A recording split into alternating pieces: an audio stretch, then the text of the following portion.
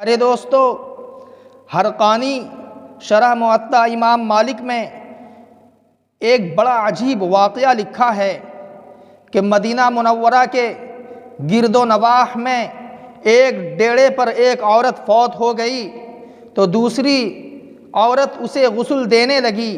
جو غسل دے رہی تھی، جب اس کا ہاتھ مری ہوئی عورت کی ران پر پہنچا تو اس کی زبان سے نکل گیا، میری بہنوں، یہ جو آج عورت مر گئی ہے اس کے تو فلاں آدمی کے ساتھ خراب تعلقات تھے۔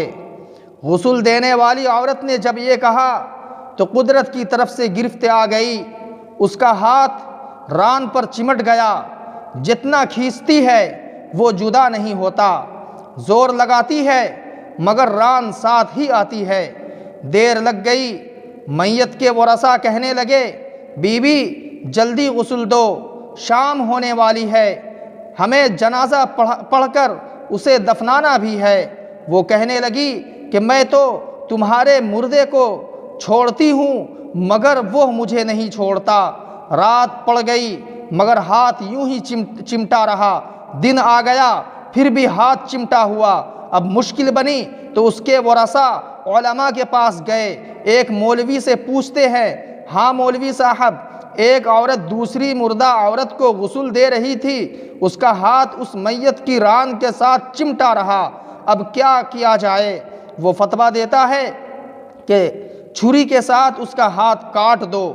غسل دینے والی عورت کے وارث کہنے لگے کہ ہم تو اپنی عورت کو معذور نہیں کرنا چاہتے، ہم اس کا ہاتھ نہیں کٹنے دیں گے۔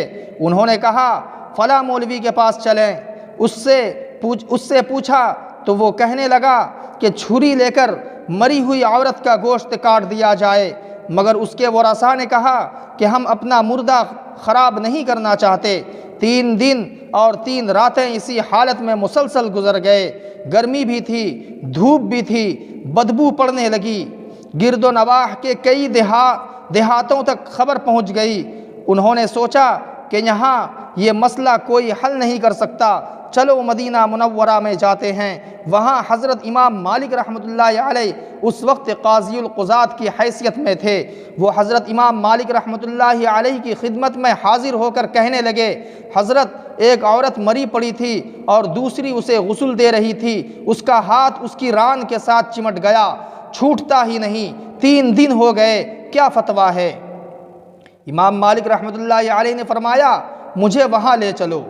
وہاں پہنچے اور چادر کے آڑ میں پردے کے اندر کھڑے ہو کر غسل دینے والی عورت سے پوچھا، بی بی جب تیرا ہاتھ چمٹا تھا تو نے زبان سے کوئی بات تو نہیں کہی تھی؟ وہ کہنے لگی، میں نے اتنا کہا تھا کہ یہ جو عورت مری ہوئی ہے اس کے فلاں مرد کے ساتھ ناجائز تعلقات تھے۔ امام مالک رحمۃ اللہ علیہ نے پوچھا، بی بی جو نے تہمت لگائی ہے کیا اس کے 4 چشمدید گواہ تیرے پاس تھے؟ کہنے لگی، نہیں۔ فرمایا، کیا اس عورت نے خود تیرے سامنے اپنے بارے میں اقبال جرم کیا تھا؟ کہنے لگی، نہیں۔ فرمایا، پھر نے کیوں تہمت لگائی؟ وہ کہنے لگی کہ میں نے اس لیے کہہ دیا تھا کہ وہ گھڑا اٹھا کر اس کے دروازے پر سے گزر رہی تھی۔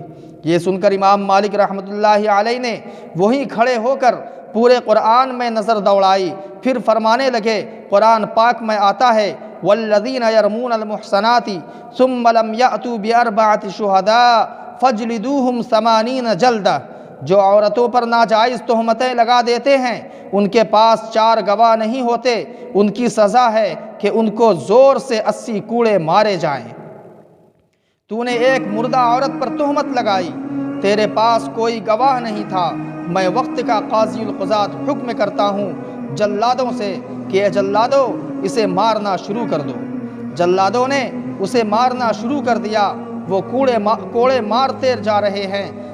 70 کوڑے مارے مگر ہاتھ یوں ہی چمٹا رہا، 75 کوڑے مارے مگر ہاتھ پھر بھی یوں ہی چمٹا رہا، 79 کوڑے لگے تو ہاتھ پھر بھی نہ چھوٹا، جب 80 کوڑا لگا تو اس کا ہاتھ خود بخود چھٹ کر جدا ہو گیا۔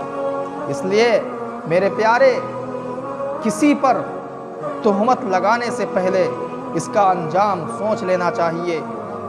کسی پر تہمت لگانا بہت بڑا گناہ ہے۔ دعا کیجئے کہ اللہ تبارک و تعالی ہم سب کو ان بری عادت سے بچائے۔ وآخر دعوانا ان الحمد للہ رب العالمین۔